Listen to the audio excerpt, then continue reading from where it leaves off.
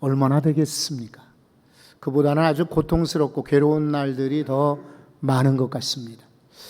젊었을 때는 공부한다 혹은 일한다 또 이렇게 저렇게 새 일을 시작한다 해서 힘들었는데 나이 들어서 좀 안정되는 줄 알았는데 그렇지는 않죠.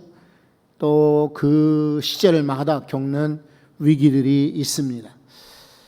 연세 드시고 이제 은퇴해서 편하게 지나가시겠다 싶은 분들도 정말 가지나문 나무에 바람잘 날이 없다듯이 참 많은 그런 안타까운 일들이 벌어지곤 합니다. 성경에 보면은 시편 119편 109절입니다. 이렇게 말합니다.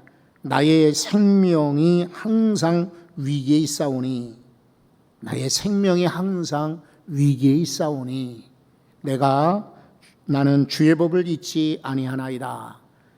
우리 인생이 항상 위기 속에 있다라고 시인이 고백한 것처럼 우리는 날마다 위기를 경험할 때가 있습니다. 그렇다고 우리는 위기 앞에 넘어질 수 없습니다. 좌절하거나 실망만 해서도 안 됩니다. 우리 성도들은 위기가 오지만은 하나님의 도우심으로 이겨내셔야 합니다. 당장에는 물론 힘들고 어렵지만은 충격이 크지만 위기를 통해서 더 성장하시고 위기를 통해서 하나님의 은혜를 경험하시고 위기를 통해서 기도하는 인생이 되시기 바랍니다. 그렇겠죠? 오늘 사도 바울을 보면서 우리도 인생의 위기를 만날 때 어떻게 극복할 수 있을까? 이야기를 배우자는 것이 오늘의 주제입니다. 바울 사도는 참 위기를 많이 겪었죠. 여러분 오늘 8절을 한 번 더 읽어보시기를 바랍니다. 8절에 형제들아 우리가 아시아에서 당한 환난을 너희가 모르기를 원하지 아니하노니 힘에 겹도록 심한 고난을 당하여 살 소망까지 끊어지고. 아시아에서 당한 환난 어떤 것일까? 사도행전에 주로 소개되어 있습니다. 거기 사도행전에 보면은 제 14장에 보면은 루스드라 있죠. 루스드라. 이 투르키에라고 불리우는 이 터키의 중부 지방인데 이곳에 전도하러 갔다가 아주 돌을 맞습니다. 처음부터 돌을 맞으면은 충격이 덜하고 저 사람들은 우리를 배척하나 보다 그럴 터인데 사실은 바울과 바나바를 신처럼 루스드라라는 그런 도시에는 전설이 있었거든요. 옛날 제우스 신이 그 마을을 찾아왔는데 핍박을 했던 거예요. 그래서 복을 받지 못했다. 이런 전설이 왔기 때문에 이제 이 바나바 같은 사람은 제우스 모양도 그렇게 생겼고 아주 덕스럽게 생겼기 때문에 제우스인 줄 알았어요. 그리고 바울은 말을 잘하는 사람으로 헤르메스 말 잘하는 연사 강연자라고 제우스를 돕는 그런 신으로 생각했거든요. 그래서 환영을 했는데 알고 보니까 이 사람이 제우스가 아니더란 말이죠. 헤르메스가 아닌 거예요. 그래 돌을 쳐서 그만 죽을 뻔한 적이 있어요. 사도행전 16장에는 바울과 실라가 빌립보에 갔었죠. 가서 처음에는 환영받고 좋았더랬는데 그만 귀신 들린 여종을 고쳐준 일이 있어요. 그랬더니 이 귀신 들린 여종이 점치는 그런 일을 했었는데 이제 귀신이 나가고 나니까 점을 더 이상 못 치는 거예요. 그러니까 이 여종을 부려먹던 이 주인들이 바울을 고발을 하죠. 그래서 이 사람들을 몹시 쳐서 때리고는 깊은 감옥에 가둔 적이 있어요. 사도행전 19장에 보면은 바울 사도 일행이 에베소에 다시 오게 됩니다. 에베소에서 복음을 전하는데 이 에베소는 아데미 우상을 아주 지독하게 섬기는 우상의 도시였거든요. 그런데 그 마을에 그 도시에 찾아오는 관광객들이거나 또 이방인들이거나 또 그 동네 사람들에게는 이 은으로 만드는 아데미 신상이 잘 팔리는 그런 아주 아이템이었어요. 그런데 사도 바울이 가서 전도함으로 이제 많은 이들이 우상을 버리게 되었죠. 그러니까 우상을 은으로 만들어 팔던 이 사람, 은색장이라고 부르죠. 이 사람들이, 이 세공업자들이, 우상 만드는 사람들이 화가 난 거죠. 그래서 악한 말로 고발을 했습니다. 그리고는 엄청나게 큰 소동이 벌어지는 거예요. 한두 사람이 모이는 것이 아니라 수천 명이 죽이자 하는데 바울이 얼마나 겁이 났겠습니까? 이런 환난도 겪었지요. 또 이 사람이 예루살렘으로 돌아왔는데, 자진해서 온 거죠. 왔는데 예루살렘에서는 40명이나 되는 결사대가 유대인들 가운데 조직이 됩니다. 우리가 저 바울을 잡아 죽일 때까지는 우리는 먹지도 않고 마시지도 않겠다. 무려 40명이 바울을 죽이겠다고 덤벼듭니다. 큰 환난 위기죠. 사도행전 27장에 보면 로마로 가는 배가 부서집니다. 풍랑만 나. 이런 것도 위기지요. 여러분, 이런 위기 앞에서 살 소망이 끊어지는 바울은 어떻게 극복했느냐 하는 것입니다. 오늘 말씀의 8절에 보니까 너희가 우리가 받은 환난을 알지 못하기를 원하지 않는다. 다시 말해서 원한다. 뭘 원하냐면 이런 환난이 뭔지 알기를 원한다. 위기가 뭔지 알기를 원한다. 그런 거예요. 여러분, 우리가 어디가 아프다 그러면은 그냥 약국 가서 약만 먹고 아니면 그냥 기도만 하고 참고 버팁니까? 뭐 작은 병이야 우리 스스로 면역성이 있고 이겨낼 힘이 있으니까 버틴다고 하지만은 큰 병의 경우는 약국을 백날 다녀도 참고 기도만 해서 이길 수가 없습니다. 그렇죠? 그럴 때는 병원에 가서 정확하게 내게 문제가 뭔지, 내가 왜 아픈지, 내가 왜 이렇게 힘든지를 알아야 됩니다. 그래야 그 다음에 적절한 치료를 하지 않겠어요? 그래서 실은 문제의 해답은 진단이 전부다, 이런 말이 있어요. 그러니까 정확한 진단이 문제를, 질병을, 그리고 위기를 극복할 수 있게 만드는 것이에요. 오늘 사도 바울처럼 우리는 무엇이 문제인 줄을 알아야 돼요. 그런데 너무나 많은 성도들이 그냥 낙관주의는 좋은데 천진난만한 낙관주의. 잘 되겠지, 그냥 나는 뭐 예수 믿으니까 잘 될 거야. 여러분, 이것은 정확한 낙관주의가 아닌 거예요. 위험한 낙관주의인 거예요. 우리가 하나님 주시는 은혜로 말미암아 긍정적인 마음도, 그리고 편안한 마음도, 그리고 문제가 있다. 하지만 나는 이 문제를 이길 수 있다. 왜? 하나님이 나를 도우시니까. 여러분, 이런 신앙 낙관주의야 권장할 만합니다. 그런데 그런 것이 아니라 그냥 뭐든지 잘 될 거야. 뭐든지 잘 될 거야. 여러분, 이거 위험해요.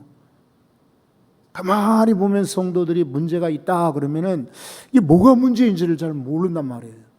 그러니까 엉뚱한 데 가서 문제를 해결하려고 그래요. 여러분, 눈이 아프면 안과를 가야지 치과에 갈 수 있나요? 그렇지 않죠? 아니, 배가 아프면 내과에 가야지 이 사람이 정형외과 갈 수 있나요? 자기가 아픈 것을 정확하게 알아야 극복할 수가 있는 거예요. 그와 같이 위기도 그렇습니다. 알아야 이길 수가 있어요.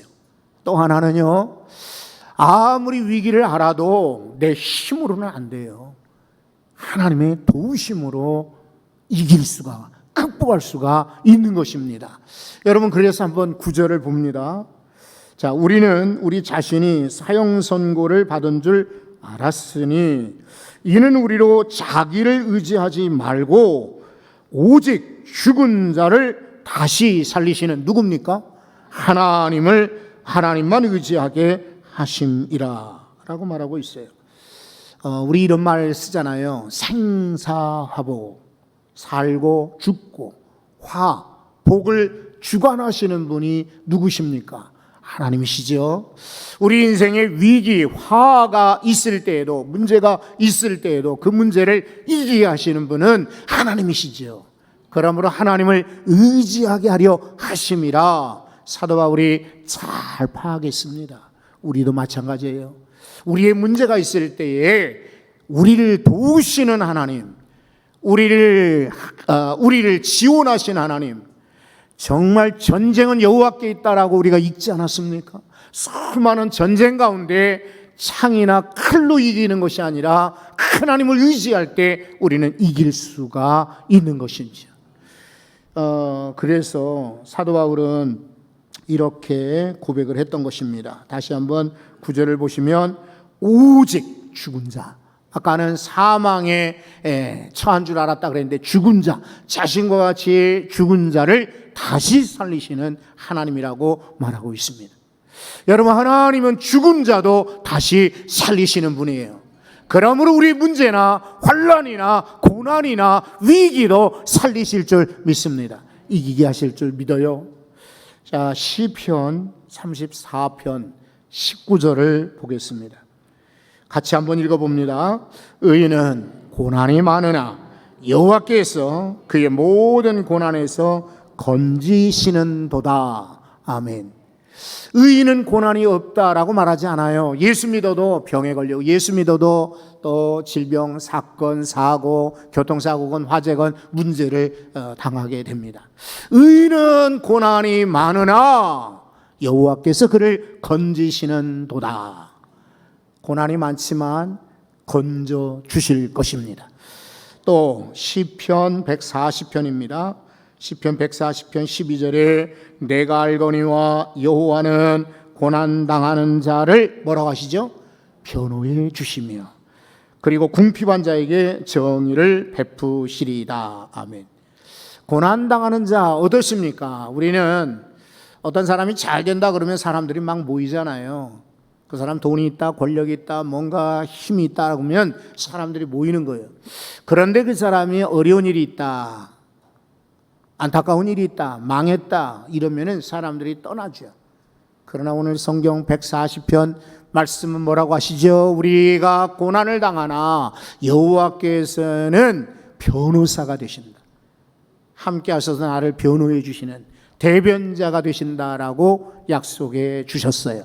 미국에는요, 부자들이 많은데 역대 제일 가는 부자, 현대에서 가장 제일 돈이 많았던 부자를 꼽으라고 하면은 록펠러예요. 존 데이비슨 록펠러라고 하는 이 사람이 아주 큰 부자입니다. 원래는 독일계 이민자로 뉴욕에 왔다가 오하이오 북부에 이 사람이 이제 어렸을 때 이사 가서 살게 됩니다. 그런데 16살에 회계원으로 회사에 들어갑니다. 처음에는 $16를 월급으로 받았는데 한 달 후에는 $30로 올라가고 석 달 뒤에는 $50를 받게 됩니다. 이렇게 월급이 배나 뛰는 것은 그만큼 능력이 있다는 그런 반증이죠. 이 사람이 젊은 나이에 사업을 시작합니다. 작은 것부터 물건을 팔기 시작하고 또 배를 이용해서 1호 카나다와 미국을 왔다 갔다 하는 페리를 운영을 합니다.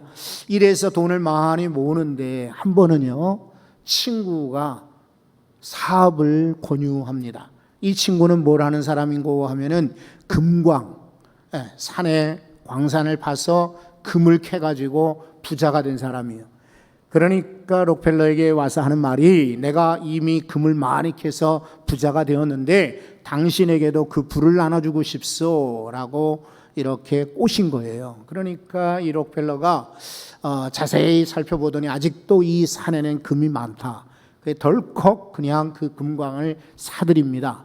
그가 가지고 있는 모든 돈을 투자했고 또 광부들을 수백 명 고용해서 금광을 이제 캐기 시작합니다. 한 달이 지나고 두 달이 지나 석 달이 지나 거의 1년이 가는데 금 한 톨도 나오지 않습니다.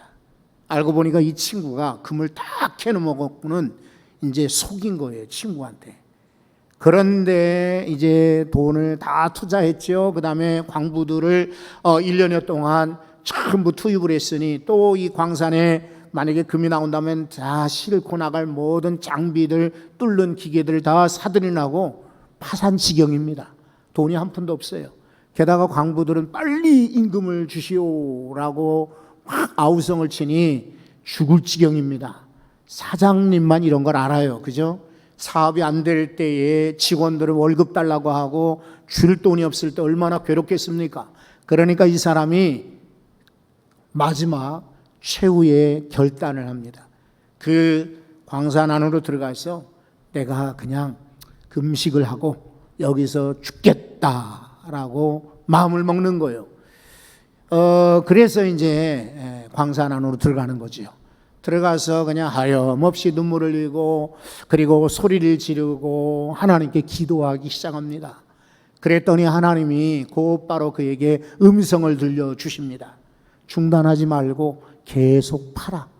때가 이름에 거두리라. 중단하지 말고 계속 팔아. 때가 이름에 거두리라. 이런 말씀을 주셨던 거예요. 처음에는 환청이 들린 줄 알았어요. 금식하니까. 그래 이제 사흘 지나고 이 광산에서 나왔어요. 나와서는 광부들을 다 모았어요.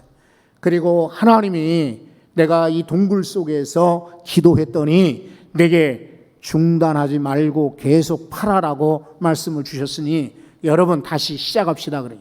광부들이 아이고 저거 미쳤나 보다. 너무 힘들고 어려우니까 돌았나 보다라고 생각하고 반신반의하지만 사장이 워낙 열의를 가지고 팝시다. 더 해봅시다. 깊이 팝시다. 다시 해봅시다. 이러니까 광부들이 땅을 파기 시작하는 거예요. 계속 땅을 팠어요. 금이 나왔을까요? 안 나왔을까요? 안 나왔어요. 안 나오고 검정 물이 나오는 거예요. 검정 물이 뭘까요? 석유입니다, 여러분. 석유 원유가 나오는 거예요. 그때는 아직 자동차가 없던 시절이었는데 그 대신 집집마다 가로등에 등을 켰어요. 그때마다 석유가 없으니까 모자라니까 고래 기름, 짐승의 지방 같은 걸 가지고 태웠는데 얼마나 냄새가 나며 고래 기름은 얼마나 또 비쌌을 거예요. 그러니까 집집마다 불을 제대로 켜지를 못해. 이런 상황인데 석유가 엄청나게 나오니까 떼돈을 벌기 시작하는 거예요.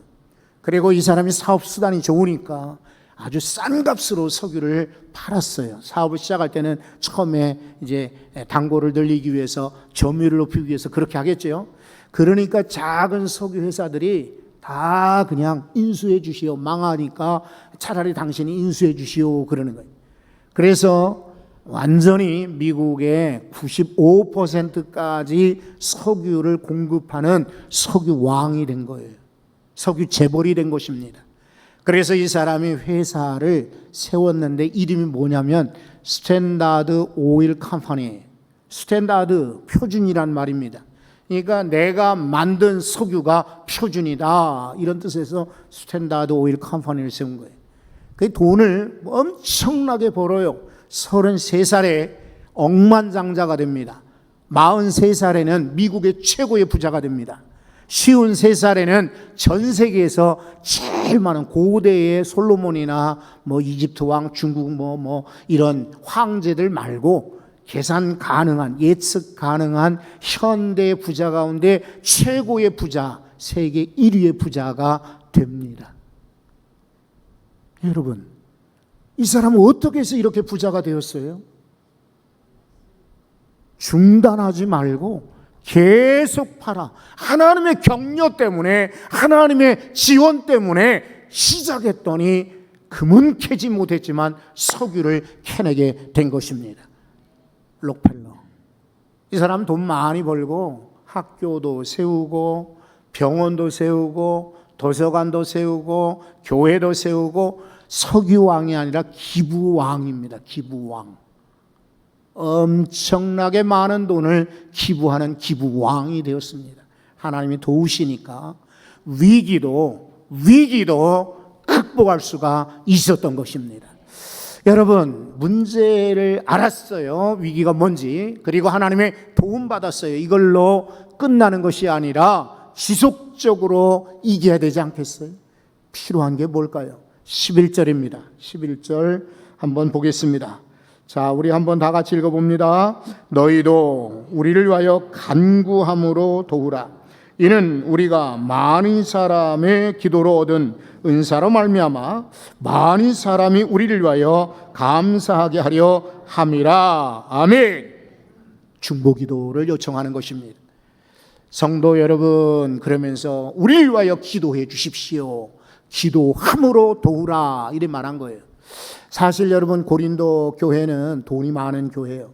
물자가 많아요. 사람도 많고. 이 도시가 상당히 로마를 그대로 옮겨다 놓은 위성 도시였기 때문에 엄청난 재물 그리고 많은 부자가 있는 그런 교회였어요.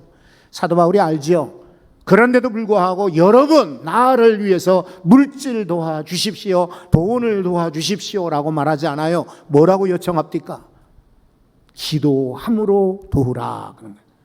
기도야말로 물질보다, 여러분, 사람의 힘보다 더 위대한 능력을 발휘할 수가 있는 것입니다. 그래서 사도 바울은 곳곳에 편지할 때마다 중보기도를 요청하고 있어요. 성경을 찾아보겠습니다. 에베소 6장 19절입니다. 또 나를 위하여 구할 것은 내게 말씀을 주사 나로 입을 열어 복음의 비밀을 담대히 알리게 하옵소서 할 것이니. 하나님, 에베소 성도들에게 제가 부탁하는 것이 있습니다. 그들이 기도해서 제 입술에 말씀을 주십시오, 복음을 전하게 해주십시오 라고 중보기도의 필요를 알고 요청한 것입니다. 골로새서 4장 3절입니다. 골로새 4장 3절 한번 다 같이 읽어봅시다. 또한 우리를 위하여 기도하되 하나님이 전도할 문을 우리에게 열어주사 그리스도의 비밀을 말하게 하시기를 구하라. 내가 이 일 때문에 매임을 당하였도다. 아멘. 우리를 위하여 기도해달라. 전도의 문이 열리도록. 여러분, 그렇죠. 이제 내일부터 이제 4번, 월요일날 그리고 목요일날, 그 다음 주 또 목요일날, 월요일날, 목요일날 이렇게 4번 성결대학교 신학대학원에 가서 신학생들 대상으로 말씀을 전해요. 여러분이 중보기도를 해주세요. 요즘 신학생들이 많이 다운돼 있어요. 지쳐 있어요. 그리고 힘겨워하고 있어요. 어려움 가운데 있어요. 그리고 비전이 보이질 않아요. 그래서 정말 저들에게 위로가 필요하고, 그리고 능력이 필요하고, 하나님의 도우심이 필요합니다. 여러분이 저를 위해서 기도해 주시면 그들에게 큰 힘과 도전이 될 줄로 믿습니다. 화요일부터 해서 우리 이제 가을 신방 시작이 되죠. 각 가정의 필요를 따라 구할 때에 하나님이 비밀을 알려주시도록, 그리고 문을 활짝 열고 하늘의 복을 주시도록 기도해 주시기 바랍니다. 17일 날 우리 교회에서 지금 이제 총동원 주의를 하잖아요. 이제 감사 예배도 귀하고 오후에 갖는 임직식도 귀하지만, 저는 또 한편 기대하기는 그동안에 코로나 때문에 못 나왔던 성도들, 그리고 모처럼 교회 생일이라고 나오는 성도들에게 복음을 전해야 됩니다. 그렇죠? 우리는 초청하고 복음을 전하고 선물을 주고 잔치하는 것이 총동원 주의를 지키는 법인데, 이분들에게 아마 제일 좋은 선물은 복음인 줄로 믿습니다. 복음을 전할 수 있도록 여러분 중보기도 해 주시기 바랍니다. 그날 지나고 18일 날은 우리 교단에 여교육자분들이 계세요. 여교육자, 여목사님들, 이분들이 130명, 150명 가까이 되신다고 하는데, 이분들에게 모여서 수련회 하는데 제가 저녁에 강사예요. 여교육자, 여목사님들도 만만치가 않아요. 지금 다들 어려워요. 그래서 어떤 일부 사람들은 편법을, 또 혹은 또 세상적인 방법을, 또 어디 유행하는 방법들을 쓰려고 노력을 하는데, 여러분, 이분들이 성경적으로, 신학적으로, 그리고 사명받은 대로 다시 한번 초심으로 목회하셔야 돼요. 그들을 위해서 여러분 중보 기도해 주시기 바랍니다. 19일 날, 그 다음 날에는 구로구청에서 신우회를 대상으로 말씀을 전해요. 바쁘죠, 그죠? 9월 달에. 자, 어쨌든 구청에도 문이 활짝 열려서 이분들에게 복음이 들어갈 수 있도록 여러분이 기도해 주셔야 됩니다. 중보 기도야말로 정말 중요해요. 그래서 훌륭한 분들이 우리 교회에 많으신데, 저는 새벽에 기도하는 분들 귀하게 여겨요. 금요일날 와서 기도하는 분들 정말 귀하다고 여겨요. 목요일날 기도 사역하는 분들 정말 귀하다고 여겨요. 여러분들이 그렇지 않아도 가정에서 기도하시겠죠. 직장에서 기도하시겠죠. 그리고 자동차 안에서도 기도하시겠죠. 길 가다가 기도하시겠죠. 중보 기도자가 복이 있습니다. 우리 교회는 중보 기도의 힘으로 잘 될 줄로 믿습니다. 교회뿐이겠어요? 여러분의 가정도 이 민족이 사는 비결은 중보기도에 달려 있습니다. 그래서 성경은 말합니다. 자, 야고보서 5장 13절입니다. 너희 중에 고난당하는 자가 있느냐? 그는 뭐라고 하지요? 기도할 것이니라. 고난당하는 자 기도해야 됩니다. 자, 이렇게 보면은 1년이 넘도록 기도 부탁하지 않는 분들이 계세요. 여러분, 기도 부탁은 절대로 미안한 거 아니에요. 기도 부탁은 아쉬운 소리 아닙니다. 이거 그 사람을 살리고 나를 살리는 좋은 서로 피차간에 살리는 비결이에요. 제가 지난번에 재정 축복을 나누면서 말씀을 드렸는데 기억하시는 분이 계실지 몰라요. 유대인들 있죠. 유대인들은 일부러도 돈을 빌려달라고 한대요. 그러니까 유대인들 가운데 가난한 사람이 없는 거예요. 부자들은 돈을 잘 빌려주고 돈을 또 빌려받은 이들은 정확하게 갚는데 그 사람들은 말하기를 빌려주는 사람도 복이 있지만 빌려달라고 하는 사람도 복이 있다라고 한대요. 왜? 상대방이 빌려줄 수 있도록, 기부할 수 있도록, 구제할 수 있도록 은혜를 주는 것이라고 이렇게 여긴답니다. 그러니까 빌려주는 사람은 당당하지요. 그리고 빌려달라고 요청하는 사람도 주눅들지 않고 당당한 거예요. 그러나 여러분, 돈을 빌리는 것은 말이 그렇지 쉽지 않고 우리는 유대인 문화가 아니지요. 하지만 기도 요청하는 것은 여러분 부끄러운 일이 아닙니다. 여러분을 향하여 도전합니다. 1년 넘도록 감사 못하는 성도들 계세요. 한 번도 기도해 주세요라고 목사에게 부탁하지 않는 분도 계세요. 저는 궁금해요. 저분들은 정말 이렇게 지나가면서 보지요. 저분들은 기도 부탁이 없어도 잘 살고 있을까? 문제가 없을까? 위기는 없나? 아니, 왜 1년이 넘도록, 1년이 뭐야? 오랫동안 신앙생활하면서 부끄러워서 그래요? 미안해서 그래요? 안타까워서 그래요? 아니면은 담임 목사가 혹시 기도 부탁하면은 다른 사람들한테 막 떠들까 봐 그래요? 저 모르세요? 그렇지 않아요. 여러분, 기도 부탁을 부끄러워하지 마셔야 돼요. 기도 부탁하십시오. 중보 기도를 부탁하셔야 돼요. 중보 기도를 부탁하세요. 권사님, 저 위해서 기도해 주세요. 장로님, 저 위해서 기도해 주세요. 집사님, 이거 위해서 기도해 주세요라고 막 기도를 퍼뜨리셔야 돼요. 하나님은요, 여기서 이루게 하실지, 저기서 거두게 하실지, 저기서 추수하게 하실지 모르는 거예요. 그리고 아침에 거둘지 저녁에 거둘지도 모르는 거예요. 어쨌든 여러분이 기도 부탁한 대로, 기도한 사람도 잊어버리고 부탁한 사람도 잊어버릴 수 있지만 하나님은 전혀 잊지 않으시고 여러분이 기도 부탁한 대로, 그리고 기도하시는 대로 응답하여 주십니다. 모기 좋아하는 사람 있을까요? 모기는 싫죠. 근데 모기 은사는 좋은 거예요. 여러분, 제가 한번 운을 띄울 테니까 모기 은사 그러면 한번 이제 말씀해 보셔요. 모이자는 거예요. 기도하자는 거예요. 그리고 은혜 받자. 사는 사역하자.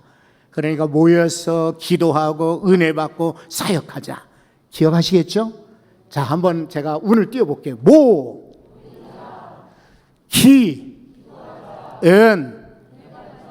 사. 잘하셨어요. 성가대만 잘하는 것 같아. 예. 저 2층에 있는 분들은 뭐 제가 어떻게 할 수 없고요. 여기 이제 아래층에서 예배하는 성도 여러분들은 지나가실 때 제가 여쭤볼 거예요.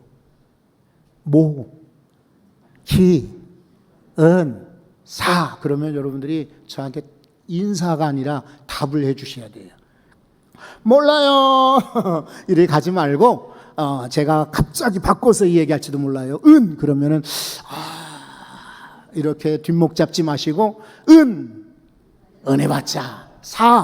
사역하자. 이렇게 인사하시면 좋을 듯 싶어요. 한 번 더 연습을 해봅시다. 모이자. 사랑하는 우리 성도 여러분, 우리 인생길의 위기가 한두 번이 아닙니다. 어쩌면 매일 파도가 밀리듯이 위기가 올지 모릅니다.